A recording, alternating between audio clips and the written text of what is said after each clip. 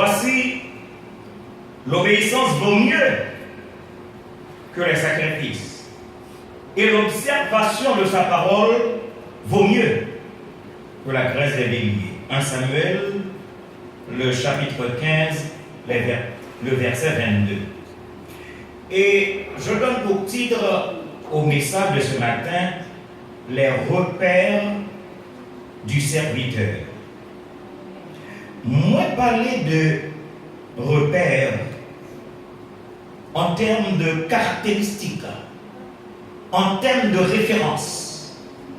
Parce que, en tant que chrétien, nous avons côté qu'on allait pour nous retrouver, nous, qui se référence nous. Et la parole de Dieu doit être notre référence. En toutes circonstances, la parole de Dieu, le Word of God, lui doit servir comme référence pour chacun de nous. Et aussi, j'ai lu pour vous Colossiens chapitre 3, les versets 22, 23, 24 et 25, parce que dans ce court passage, il y a 4 points extrêmement importants que nous allons au cours des dimanches qui viennent. Il y a possibilité de parler avec nous du verset 22, du verset 23, du verset 24 et du verset 25. En effet, dimanche après dimanche, nous venons l'église. Nous venons pour nous exprimer combien nous aimons le Seigneur. Nous venons dimanche après dimanche pour nous prouver reconnaissance à bon Dieu pour bien fait que bon Dieu fait dans la vie, parce que nous sommes certains, si nous vivons par le Seigneur. Et puisque nous vivons par le Seigneur, nous devons vivre pour le Seigneur. Dimanche après dimanche, nous venons dans le temple pour nous capables et bailler bon Dieu honneur que nous méritons adorer. And always we say, we come to church to worship Lord. Yes, it's good. Bon Dieu mérite ça. He deserves our adoration. Mais on nous reconnaît que nous rencontrons avec plusieurs personnes et ils ont toujours déclaré d'être serviteurs de Dieu. En plus le monde, moi je dis, bonne nouvelle, comment il dit, nous là, nous avons servi le Seigneur. Nous là, nous sommes des serviteurs de Dieu. Et c'est un titre d'honneur, en effet, puisque c'est bon de se retrouver au service de celui qui est Dieu. C'est bon de se retrouver au service de celui qui est le souverain. C'est bon de se retrouver au service de celui qui est le dominateur, qui est éternel, qui est le roi des rois, qui est le Seigneur des seigneurs, qui est le Dieu des dieux. Donc c'est pile bon bagage qui arrive dans la vie pour servir le Seigneur. Vous pensez que si le président américain était là pour mettre à son service, vous avez senti pour fier, pour servir, ouais, mais le président américain à ses côtés, et comme monsieur qui demandé le président Duvalier, fait que ouais, chaque ou chita sous fauteuil présidentiel là, et que depuis me paraît, ou relève, et l'homme relève pour me dire un petit causé avant dans les oreilles. L'homme remet à passe. Donc, vous pouvez comprendre, si vous-même, vous avez des possibilités ça, pour chaque l'heure, et puis, moun ta ouais, mon Dieu, et puis, vous rencontrez bon Dieu, vous va parler dans les oreilles à bon Dieu. Bon, nous comprenons comment les hommes jaloux, il y a des gens qui ont gagné une sorte d'envie contre vous-même, parce que les gens ont une relation avec le Seigneur. De toute façon, c'est bien d'être fier, puisque nous connaissons que nous sommes serviteurs du Dieu vivant et vrai. Mais, c'est là le problème. Toujours on met. Et c'est même ça qui a créé tout le problème. Est-ce que, frère Dormé, est-ce que, avec toute dignité, je suis digne d'être appelé serviteur de Dieu? Je me pose des questions pour moi. Donc, si je me pose des questions pour moi, il y a une question à dire, ou pourquoi frère Dormé pas venir poser des questions pour vous tout? Poser cette question. Est-ce que, dans le fond intérieur, dans la façon que vous vivre, dans la façon que vous comportez, dans la façon que vous agissez, est-ce qu'on dit d'être appelé un serviteur de Dieu? En effet, je me demande pour qui ça, bon Dieu, lui décidé d'associer nous, en dépit de nous, au ministère de Jésus-Christ.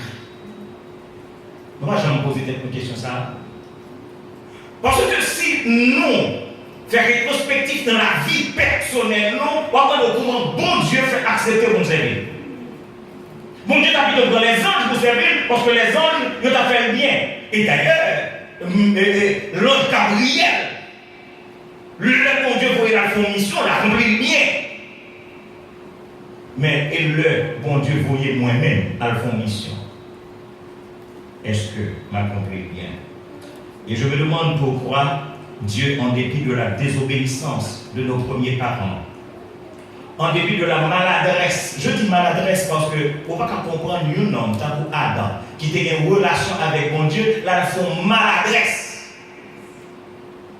Vous comprenez? Un mauvais mouvement pour le trouver une situation au lieu d'obéir à la voix de l'Éternel, et puis monsieur mettait avec Ève pour aller obéir l'autre là. Nous comprenons qui est-ce qu'on parle, même dit l'autre là. Nous et monsieur Zot. Donc, nous allons comprendre que maintenant, si Dieu nous accepte dimanche après dimanche pour nous dans le temple, oui, nous dit nous venons adorer. C'est bien. Mais bon Dieu voulait que nous venions pour nous reconduire sur le chemin de la normalité. Parce que Jean a agi, trop souvent, ce n'est pas normal. Gardez bien. Pensée, parole et action, est-ce que normal? Je dis bien, pensée, parole et action, est-ce que tout ça n'a fait, est-ce que nous trouvons normal?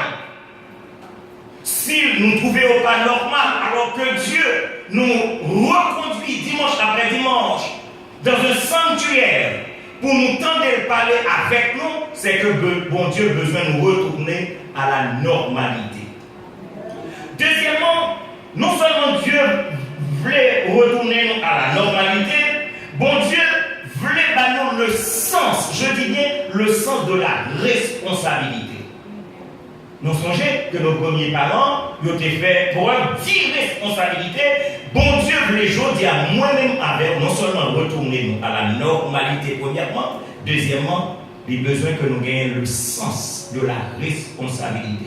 Parce que nous venons l'église dimanche après dimanche, nous entendons, maintenant même si nous pas attendons n'importe 5000 messages déjà, parce que depuis vous faites, à ce jour, comptez combien de dimanches vous faites dans la vie, et combien de jours que ou à l'église, ou sur réseau, ou quel que soit côté, est-ce qu'on va attendre 5000 messages déjà? Et si vous attendez 5000 messages, maintenant, gardez la vie ou par rapport à ces 5000 messages.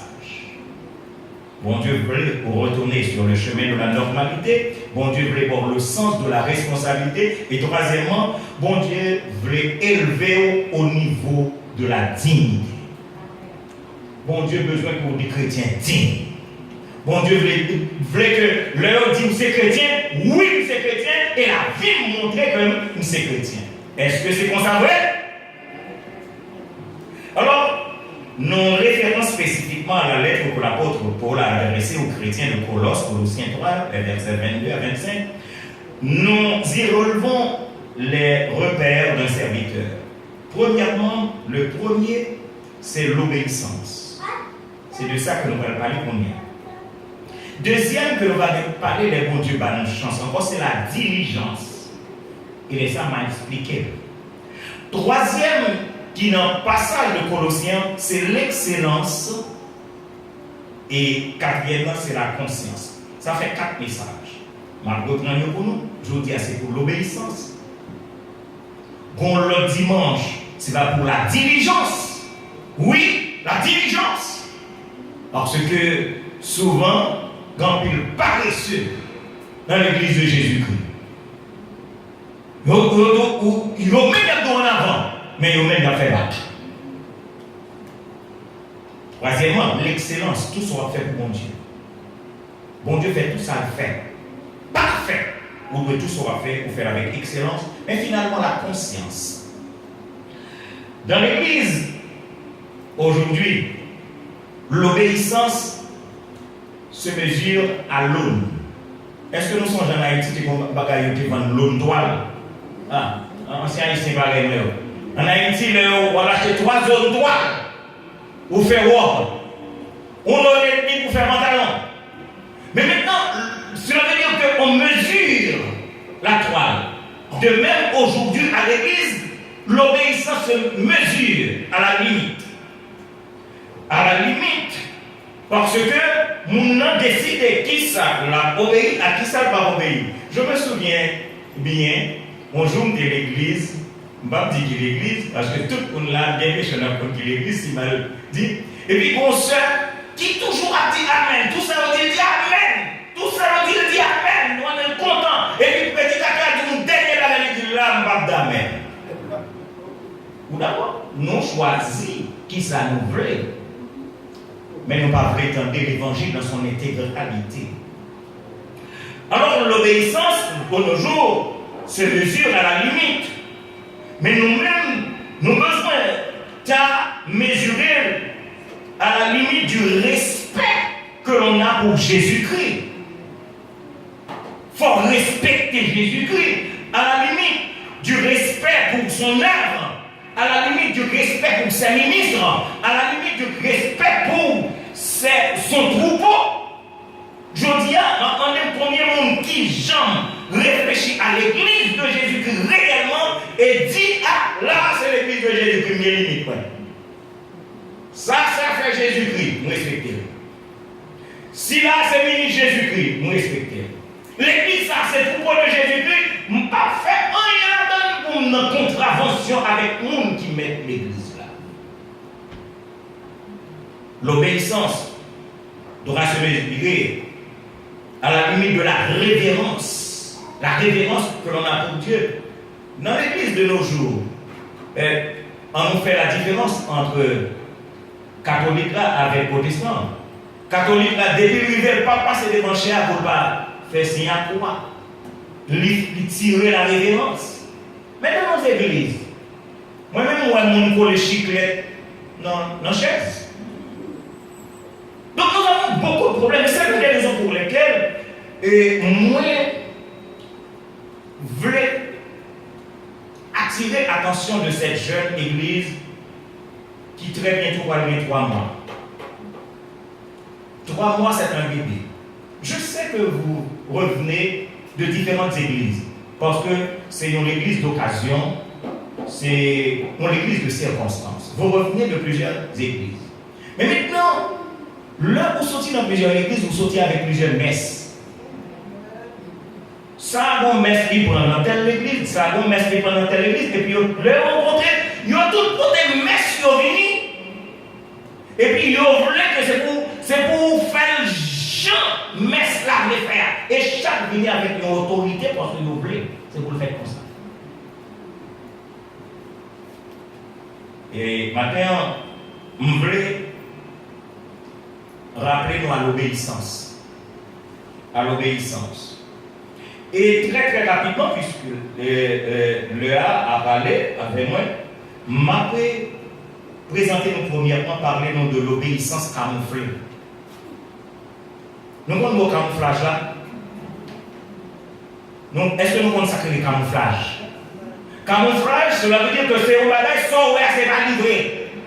Oh, il a raconté l'histoire que il a fait une fête, et puis il a invité tout pigeon blanc. Il a invité tout pigeon blanc venir en fête là. Et puis tout pigeon blanc venir. Mais nous avons connaît bouche tabac. Ça y est, nous avons bouche tabac noir. Donc cela veut dire que pas de possibilité pour que bouche tabac vienne en fête là. Parce que noir. Parce que tout pigeon, c'est pigeon blanc. Ça, nous comprenons bouche tabac fait. Bouche tabac, à l'autre côté, lui fait peinturer en blanc. Et puis, bouche tabac, non, nous fait tout. Mais le bouche tabac, nous fait là. Tout oiseau a chanté, aussi, on a chanté. Bouche tabac a chanté, tout passé en blanc. Mais mon vie chance pour bouche tabac, c'est que quand la pluie tombe, et c'est ton peinture à l'eau. Et puis l'eau a lavé Boustaba. Et puis Boustaba paraît noir, tout l'autre pigeon les sort là. Et puis il va tellement coup de bec, il mettait Boustaba dehors. Donc ça c'est le camouflage. Et il y a ce que nous appelons l'obéissance camouflée. Et je vais vous raconter une histoire. C'est l'histoire d'un petit garçon qui pas voulait obéir papa. Monsieur dit campé et papa a demandé pour le chita. Et l'enfant refusait de s'asseoir. Monsieur parlait. Papa dit chita. Monsieur dit pas chita. Et monsieur a défié l'autorité de son père. Il n'a pas de connaître à combien de monde que mon Dieu dit chita, il parle de chita, combien de monde Dieu dit camper, il parle de camper. Alors papa, puisque c'était un grand gaillard, avec ses grosses mains, il prend monsieur dans des épaules, et puis il met monsieur chita. Est-ce que nous pouvons imaginer celui-là, sa situation dit papa, les gars dit papa, il dit papa, d'un œil provoquant. Je suis assis à l'extérieur, mais je suis debout à l'intérieur. Nous comprenons ce que ça veut dire? Mais nous soumettons le chita. C'est le corps qui chita, mais en dedans, nous campons. Ça, c'est de l'obéissance camouflée. Et je dis, m'invitez-nous à la réflexion. Combien de bon Dieu parle, ou fait semblant que vous tendez bon Dieu? Mais vraiment, ça va dans quel effet de la vie. Il s'agit de l'obéissance camouflée. Mais il y a un deuxième exemple que je voulais prendre avec nous, c'est l'obéissance réveillée. Attendez bien, attendez. Obéissance réveillée. Qui obéissance nous dit, réveillée. Ok. Wake up. Wake up obedience. Wake up obedience. Donc, nous comprenons que dans Matthieu 21, versets 28 à 31, c'est un passage extrêmement intéressant que je n'aurai pas le temps de commenter. Matthieu 21, les versets 28 à 31. Que vos ensembles, dit la Bible, un homme avait deux fils. Moi, je n'ai pas ça, je regrette, je ne vais pas expliquer nos raisons. Un homme, dit-il, regardez bien, il n'a pas dit un père en commencement. Il dit un homme avec deux fils. Et s'adressant au premier, il dit mon enfant. Pourquoi change-t-il le terme de fils en terme enfant? Nous comprenons. Cela veut dire que ça mérite une étude biblique.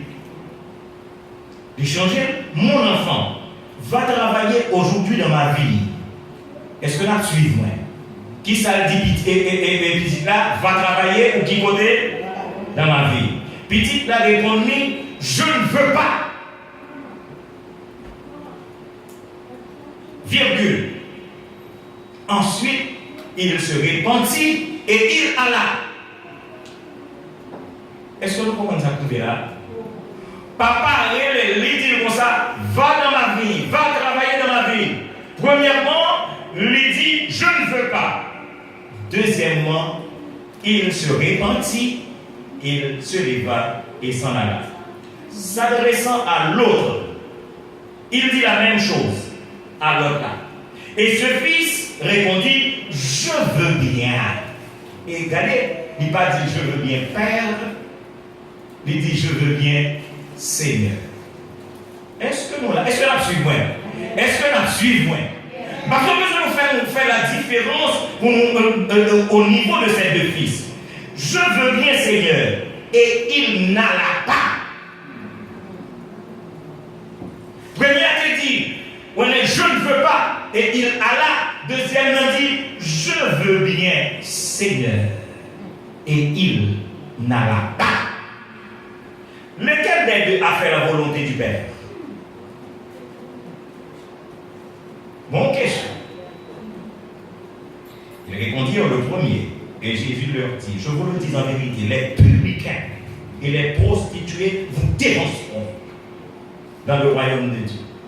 Je ne veux pas faire de commentaires. Vous imaginez un dimanche après dimanche, nous avons l'église, nous avons différentes églises, et puis maintenant, voilà que la Bible dit que les publicains et les prostituées vous dévanceront dans le royaume de Dieu. Pour qui ça? Pour question d'obéissance. Do you understand that? What about your obedience? Do you obey the Lord? Nous connaissons que l'extrêmement difficile pour nous. Parce que nous sommes petits Adam, nous sommes petites Ève. Et nous gagnons un héritage de papa ça, de maman ça. Jusqu'à présent, on a copié. Et nous venons, en vérité, nous venons dimanche après dimanche, nous donnons, nous n'importe 5000 messages.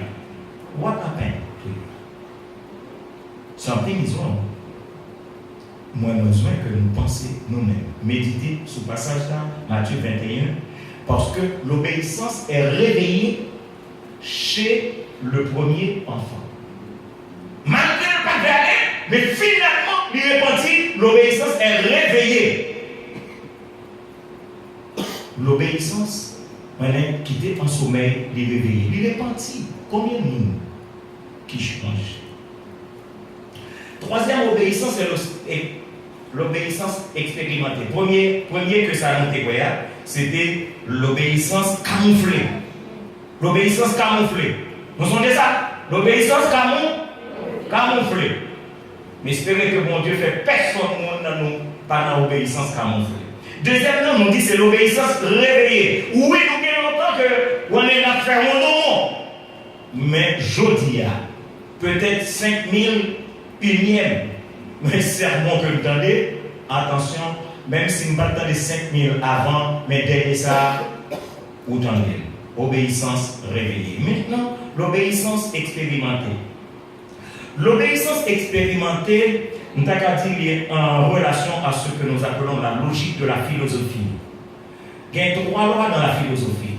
Les 3 lois de la philosophie sont l'observation, l'expérimentation et l'application. Les 3 lois de la philosophie. L'observation, on observe d'abord, on expérimente deuxièmement, et troisièmement, on applique. L'observation, l'expérimentation et l'application. Alors, il y a un jeune garçon qui était à fréquenter l'église, et puis monsieur allait suivre l'étude biblique, et le pasteur a enseigné qu'il faut écouter, qu'il faut entendre la voix de Dieu et obéir. Bon, moi, bon samedi. Parce que dans l'étude biblique, là, il focus. Il faut écouter la voix de Dieu et obéir. Il faut entendre la voix de Dieu et obéir. Alors, jeunes gens,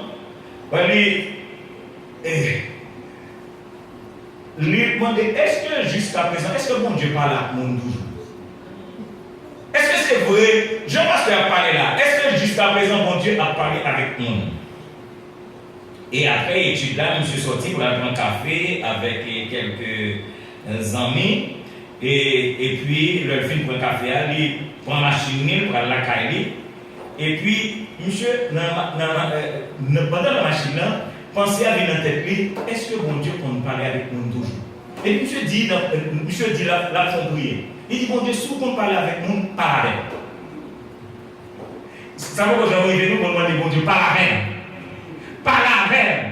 On a un petit garçon, on a toujours dit, maman, on parle avec. Donc, monsieur dit, mon Dieu, parle avec. Et monsieur dit, non seulement, si tu parles, si tu me parles, je vais t'écouter et je vais t'obéir. Est-ce que nous saisissons un homme qui m'a demandé, mon Dieu, si vous parlez avec, m'attendez et m'obéir.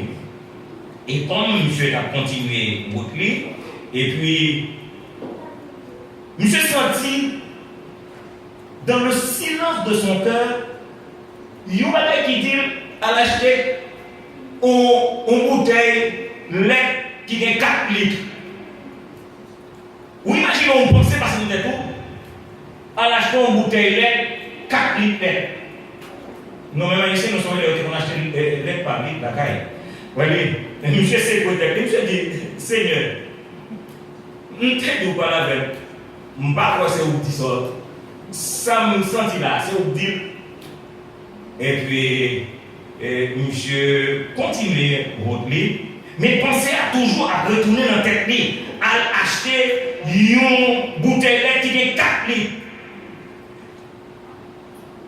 Mais quand monsieur senti mon guide de l'église, monsieur songeait que Samuel était dans nos voies, et puis l'État a demandé est-ce que c'est où qui relève?